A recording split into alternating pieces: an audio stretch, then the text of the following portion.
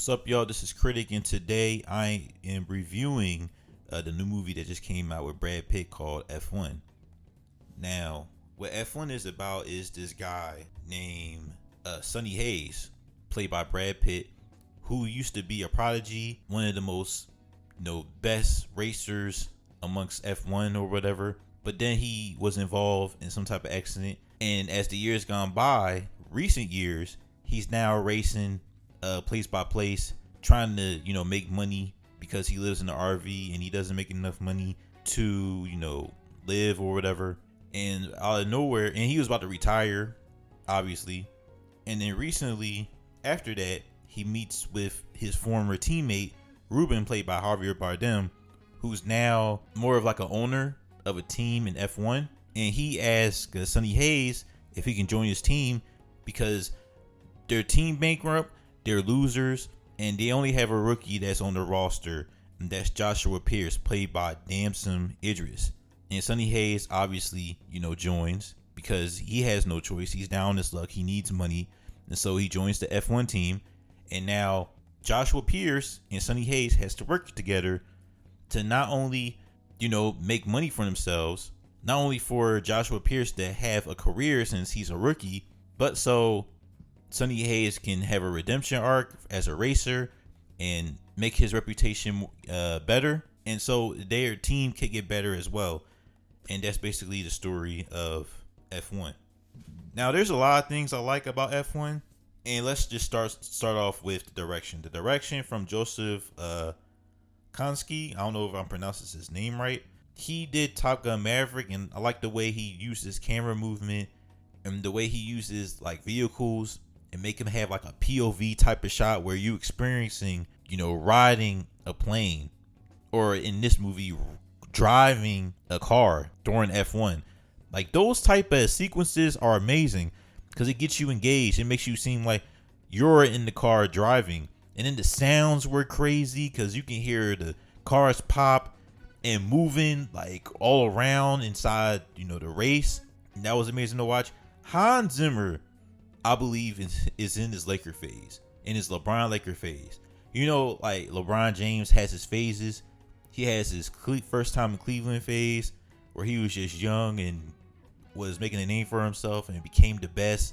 Then he had his Miami phase where he became one of the best players in the world. And then he came back to Cleveland, became one of the best players in the world still. And then, being with the Lakers, having like a good season or two, but had been solid for the most part and gradually, gracing age of his playing. That's how Hans Zimmer is. You have his Lion King stuff. Then you have the Christopher Nolan era where he was just making banger after banger after banger with the scores. And now you have him, doing Dune, which is still great. But then you have F1 here. And I'm like, oh my God, the music here is amazing. It felt heroic. But at the same time, it feels, futuristic and all that. And I like that type of sound that Hans Zimmer had here. It sounded like, a little bit like Man of Steel and a little bit like Inception. Most of this stuff sound like Inception after he done that movie, but I'm okay with it because every time he does it, it just sounds great. And I really liked it. Damson Idris is a superstar, man. He should definitely be the next Black Panther as soon as he can. Because anytime he's on screen, he just has his presence where you notice that he's there. Every scene he's in, you're engaged. You are with his character. The Joshua Pierce, who just wants to, be a good rookie, be one of the best racers in the world, and having a good reputation. Like Damson Idris acted that part really well, and he's likable, and that's the best part. He's likable. He reminds me of Daniel Kaluuya. I don't know if he is as good as an actor, but his presence is what stands out to me when I watch this movie. And I hope I see him in more projects. He was really good as Franklin in Snowfall. If you haven't watched it, it's a really good show. I recommend it. And you can see his acting skills there. But here, he just shows, once again, his presence as a superstar here. And I believe he's going to be acting for a long time in the movies. So he was really great. Brad Pitt was good. He was solid. He didn't do like nothing amazing. But one thing somebody said that made so much sense to me, and I don't know if it was on on Twitter or on TikTok, but they said Brad Pitt is not more of like an actor. He's more of like an aesthetic.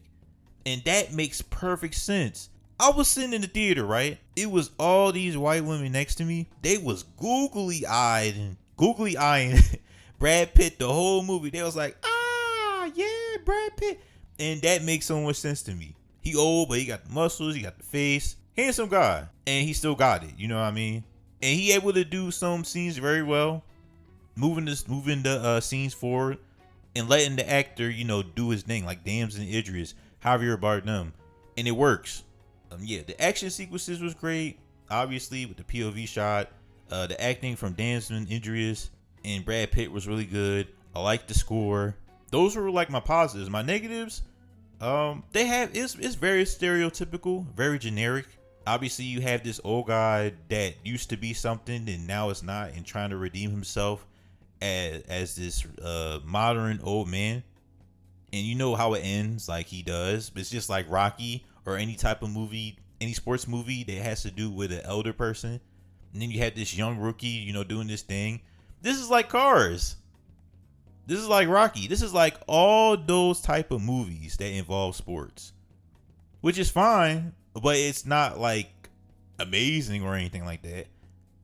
And then obviously y'all know Simone Ashley was supposed to be in this movie. If you don't know Simone Ashley, she was in Bridgerton. She's a beautiful looking girl, tall, brown girl. She was really good in Bridgerton. So obviously, if you haven't seen like the news or pay attention, she was cut from the movie, and she was supposed to be Damson Idris' girlfriend. And I was like, okay, she's not gonna be in the movie, whatever. I seen one montage, right? Simone Ashley was in it, like she was an NPC. I was like, oh, Joseph, you so disrespectful, man. That's not cool. Either put her in the movie or don't put her in at all. Like, why you just let her be in there for that 1 second? You might as well just cut her. Like, this is petty in the most way petty. Like, that was crazy, man. I did not like that at all. That was crazy. And the fact Brad Pitt gotta have the girlfriend.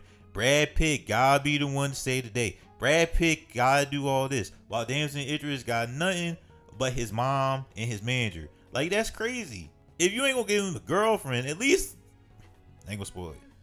But it was just like, alright, bro. I get it's Brad Pitt, but gives Damson Idris, something. You know what I mean? I'm not saying his character is bad or nothing, or that he doesn't have a good ending, but he could have got something.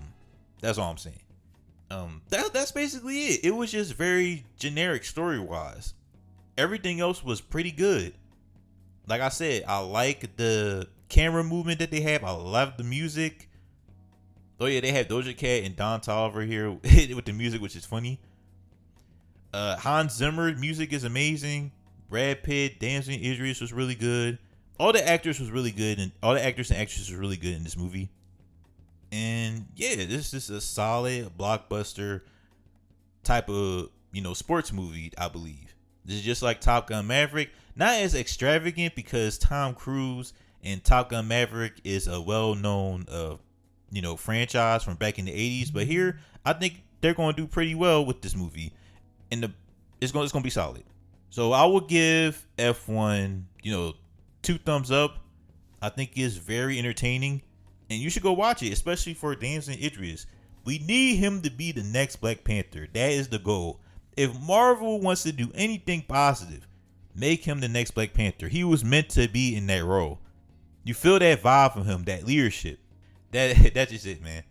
So, peace, y'all.